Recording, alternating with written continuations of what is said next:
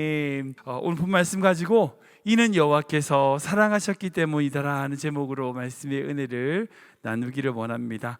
오늘 설교는요, 특별히 제가 말씀드리고 싶은 것은 저에게 있어서, 저 개인에게 있어서 가장 큰 은혜를 부어주신 설교입니다. 제가 이 설교를 준비하면서 정말 많이 은혜를 받았었고요, 또 나누면서도 은혜를 누렸던 특별한 의미가 있는 설교입니다. 제가 먼저 쉬운 질문을 좀 해볼게요. 여러분, 5개에서 4개를 빼면은 몇 개가 남죠? 너무 쉬운 질문이라서 뭐 답을 못 느끼시겠습니까? 아니, 무슨 꿍꿍이 하는 게 아니에요.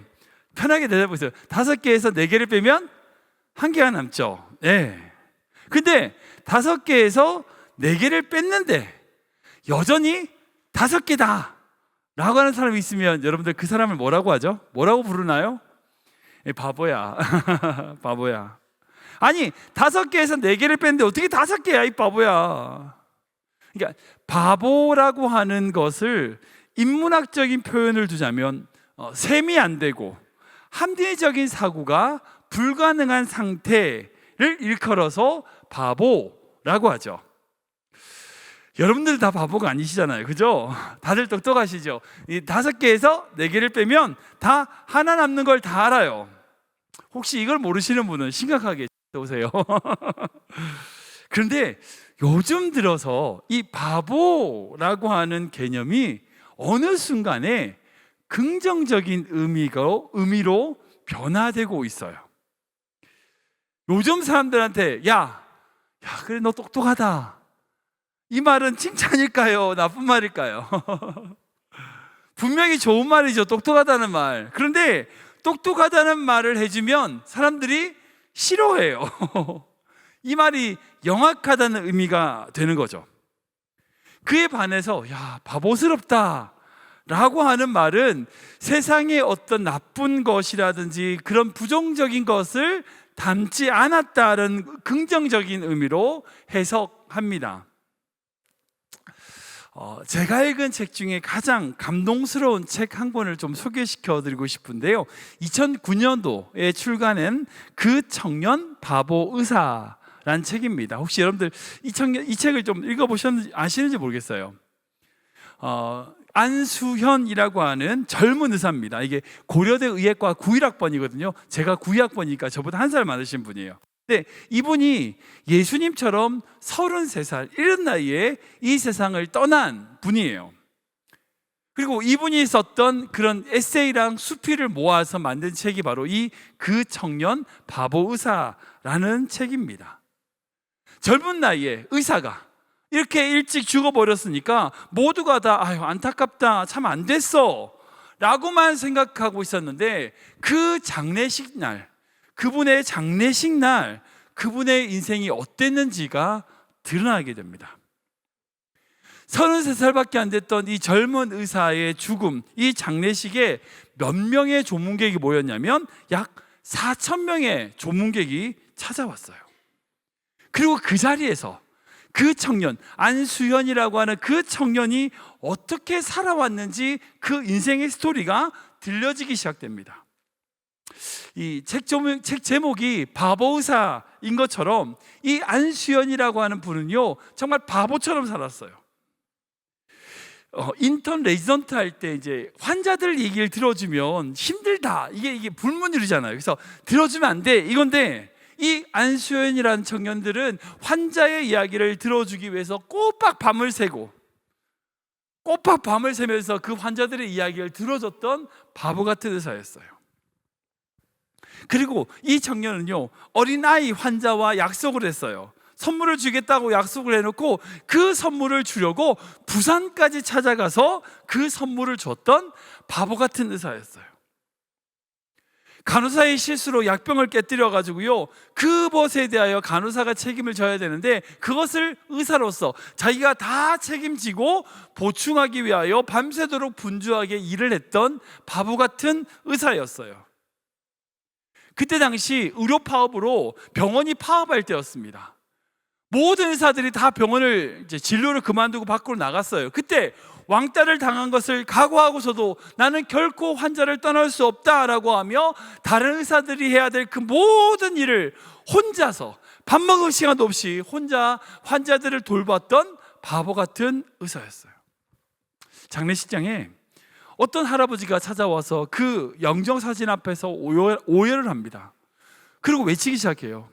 이 의사 선생님은 나를 처음으로 인간 대접해 준 사람입니다. 이분이 누구냐면 병원 앞에서 구두 닦기 하는 할아버지였어요.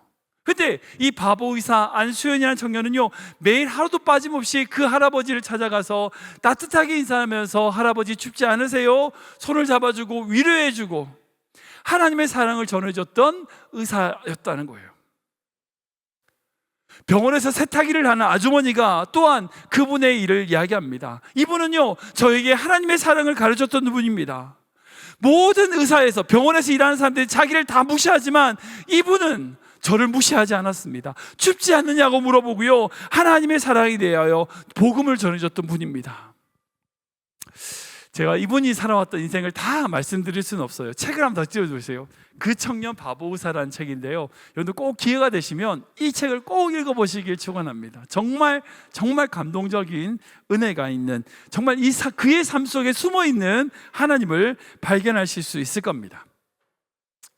아무튼 그렇게 세상적인 방법이 아닌 손해보고 헌신하고 자기 이익을 잘 챙기지 못하는 사람, 그러니까 이기적인 사람이 아니라 이타적인, 다른 사람을 위하는 사람을 어느 순간에 우리는 바보라고 부르죠. 제가 가장 존경하고 사랑하는 분, 돌아가신 분이지만 그분의 별명 역시 바보였습니다.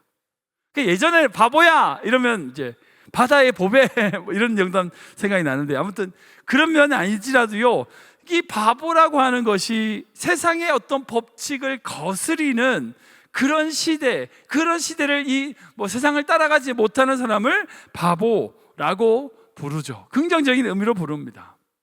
특별히 요즘 이제 결혼하신 분들이 있지만 특별히 이제 아빠들을 칭하는 대명사가 있어요. 뭐냐면 딸 바보라는 겁니다. 그런 얘기 들어보셨죠? 유튜브라든지 TV 같은 거 보면 딸 앞에서 어쩔 줄 몰라가지고 이끌는 아빠를 이제 딸 바보라고 부르죠. 여기 계신 아빠가 이제 몇 분 저밖에 없대요. 우리 상해 이제, 예. 여러분들 이제 만약에 딸이 여러분들에게 찾아와가지고 와서 이제 하영이가 그러지 않겠지만 용돈을 달라고 하면 이제 어떻게 하시겠어요? 야, 엄마가 줬으니까 못 줘. 셈을 정확하게 딱 해가지고 딱딱 이제 그렇게 하십니까? 아니죠. 딸 앞에서는요 다 용서돼요. 다 줘요. 왜 그럴까요? 딸 앞에서는 바보기 때문이죠. 엄마는 어떻습니까? 대부분 엄마들은 어떠해요? 아들 바보죠. 딸보다는 아들 먼저 챙겨주고 뭐 그런 거 있잖아요. 딸들은 다 그런 거 엄마들 대부분 다 아들 바보 아닙니까? 딸들에게 그런 얘기 들어보셨을 거예요. 그런데 딸 바보든 아들 바보든 중요한 것은 그 자녀들에 대하여 부모가 가지는 사랑은 어떤 사랑이에요? 합리적인 판단, 어떤 계산을 가지고 대하는 것이 아니라 모든 것을 다 내어주는 것. 합리적인 판단을 못하고 모든 것을 다 내어주는 것이라고 한다면 그것이 바로 바보라고 할 수 있죠. 오늘 본문에 나온 다윗 또한 바보라고 생각이 들어요. 먼저 방금 읽었던 이 본문이 좀 이해가 안 되실 것 같은데 이 본문의 말씀의 배경을 좀 말씀드려야 될 것 같아요. 이 사무엘하 12장은 11장의 엄청난 사건 뒤에 일어난 일입니다. 사무엘하 11장에 무슨 일이 있었냐? 이 다윗이 나쁜 짓을 저질러요. 아주 나쁜 짓 두 가지를 저지릅니다. 뭐냐? 첫 번째로는 이웃집 여자 밧세바를 범하는 간통을 하죠. 정말 나쁜 짓을 해요. 근데 두 번째 죄가 더 커요. 다 아시는 것처럼 그 간통이라고 하는 죄를 덮기 위해서 쓰다가 방법을 찾아서 어떻게 해요? 결국 그의 자신의 가장 충실한 부하였던 그 밧세바의 남편인 우리아를 죽여요. 여러분, 누군가를 죽인다는 것은 절대 되돌이킬 수 없는 거잖아요. 죽여요. 엄청난 큰 범죄를 저지릅니다. 여러분 생각해 보세요. 다윗이 누구예요? 다윗이 정말 하나님을 사랑해서 언약궤가 예루살렘에 들어올 때에 옷이 벗겨질 줄 모르고 춤췄던 사람이 다윗입니다. 하나님을 너무나 사랑해가지고요, 하나님을 전을 짓겠다고, 그 성전을 짓겠다고, 모든 것을 다 바치겠다고 말했던 사람이 다윗이라고요. 근데 그 다윗이 돌이킬 수 없는 큰 죄를 두 개나 져요. 근데 하나님 어떻게 하시죠? 그 다윗을 포기하지 않으세요. 12장 1절에 하나님의 사람 나단을 통하여 다윗에게 그 죄를 드러나게 하십니다. 그때 다윗이 어떻게 합니까?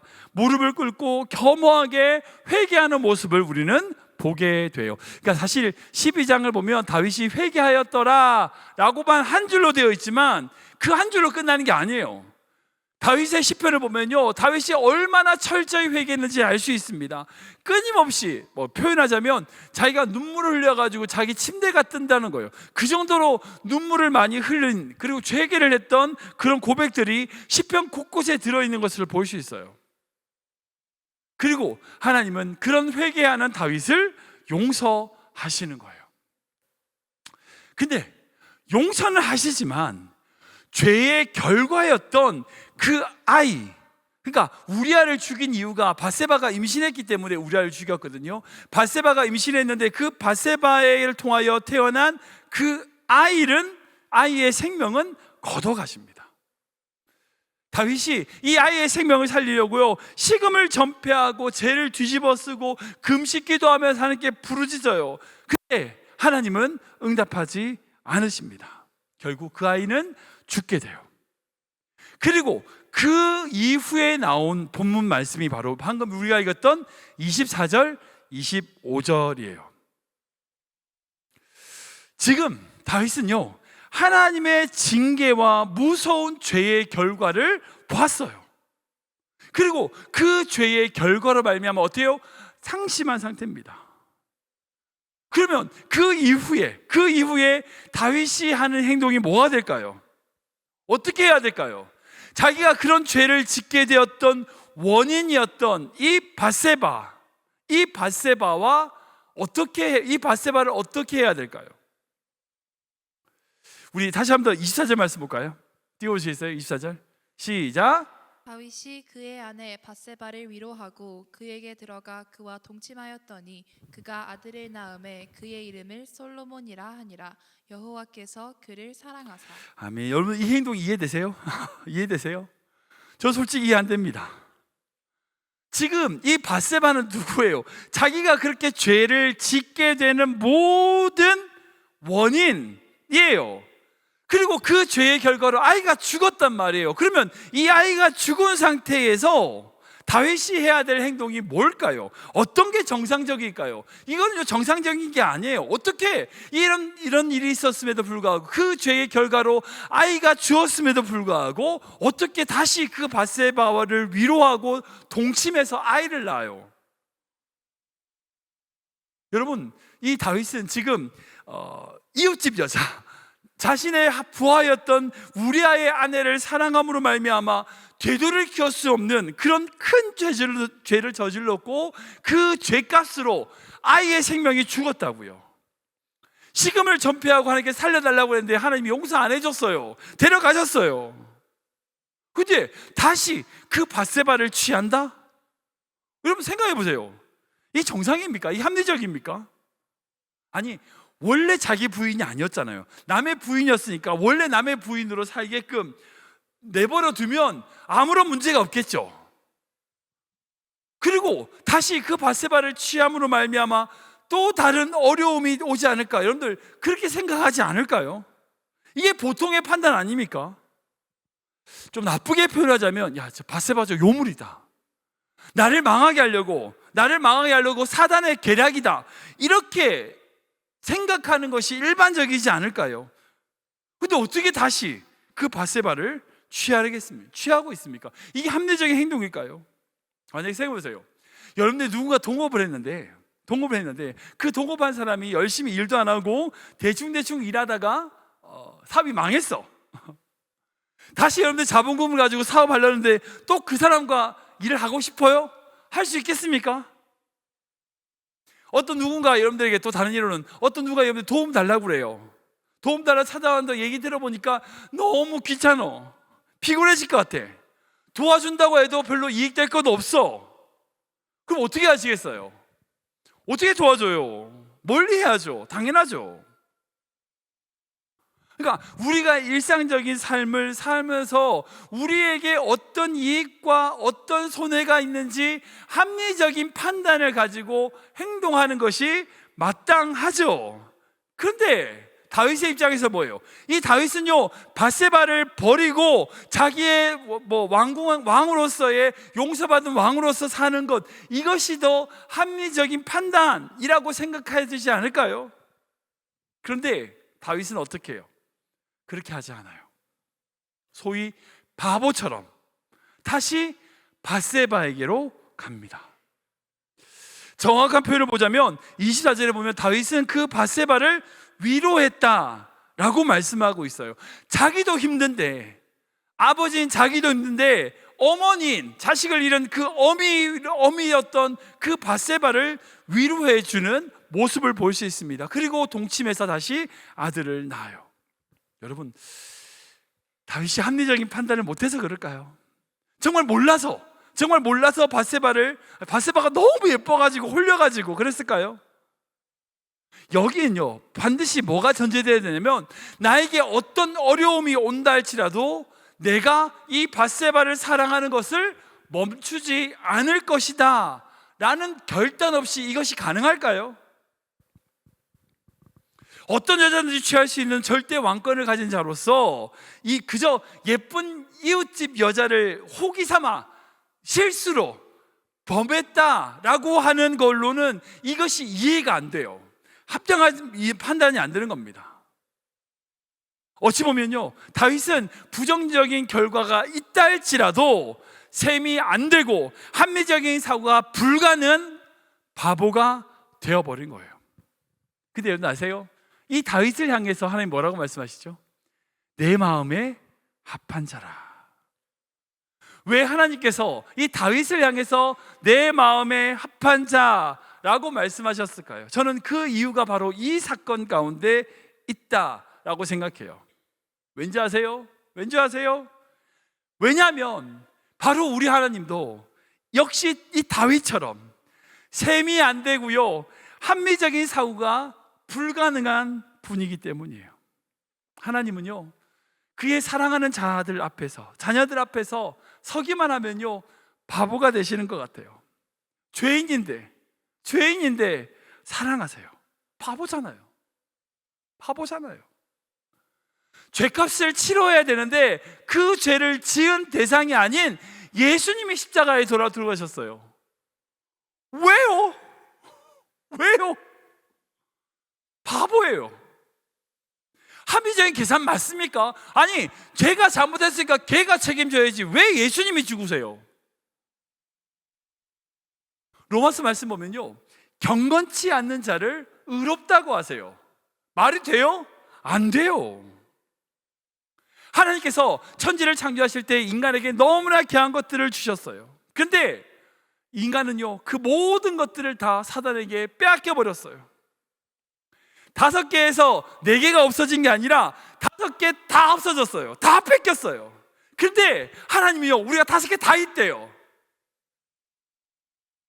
도대체 셈을 제대로 하시는 거 맞습니까? 그러나 사랑하는 성도 여러분, 이 사실이요, 우리에게 복음이 돼요. 만약 다윗이 합리적인 판단을 가지고 밧세바를 버렸다면 솔로몬은 이 세상에 태어나지 않아요. 그죠? 다윗이 합리적인 판단을 가지고 밧세바를 버리면 솔로몬은 태어나지 않아요. 이 세상에 없습니다. 그와 마찬가지로 하나님께서 합리적인 판단을 하시면 우리가 여기 있을까요? 살아있는 사람이 있어요, 없어요? 아무도 없어요. 저 또한 마찬가지입니다. 여러분들은 모르겠지만 적어도 저는 이 자리에 없어요. 우리가 하나님 앞에 얼마나 죄인인데 그 하나님이 우리를 향하여 합리적인 판단과 합리적인 계산으로 셈하시면 살아남을 자가 누가 있어요? 아무도 없어요. 그러기에 저와 여러분이 바로 이 말씀에 나오는 여디디야, 솔로몬의 이름 여디디야입니다. 하나님께서 사랑하여 이름 지으신 여디디야, 저와 여러분들이 바로 여디디야예요. 여러분, 우리가 이 세상을 어떻게 살아갑니까? 어떻게 살아가요? 저는 다 알아요. 이는 여호와께서 사랑하셨기 때문이라. 우리가 어떻게 이 자리에 나와서 예배 드릴 수 있습니까? 금요 예배에 귀한 자리에 나와서 주님을 찬양하고 예배할 수 있습니까? 이유는 알아요. 이는 여호와께서 사랑하셨기 때문이다. 우리가 어떻게 가정을 이루고요, 귀한 자녀들을 양육하고요, 이 세상을 살아갈 수 있습니까? 이유는요, 이는 여호와께서 사랑하셨기 때문이다. 우리 청년들, 지금 어떻게 공부할 수 있죠? 비전과 꿈을 가지고 어떻게 살아갈 수 있습니까? 이유는요, 이는 여호와께서 사랑하셨기 때문이다. 우리에게 직장을 주시고 어찌 보면 우리에게 사명을 허가하셔서 하루하루 살아가게끔 하시는 이유는요, 우리를 사랑하셨기 때문입니다. 저는 우리 모든 성도님들이 그 사랑 안에 거하시길 축원합니다. 우리 하나님은요, 제가 경솔하고 좀 죄송한 말씀이지만 바보 하나님이에요. 바보 하나님이에요. 정말 바보처럼 우리를 사랑하시는 주님, 그 사랑이 있기 때문에 우리가 여기 있는 겁니다. 그 사랑으로 날마다 주님의 은혜 가운데 거하는 귀한 믿음의 성도 되시길 주님을 축원합니다.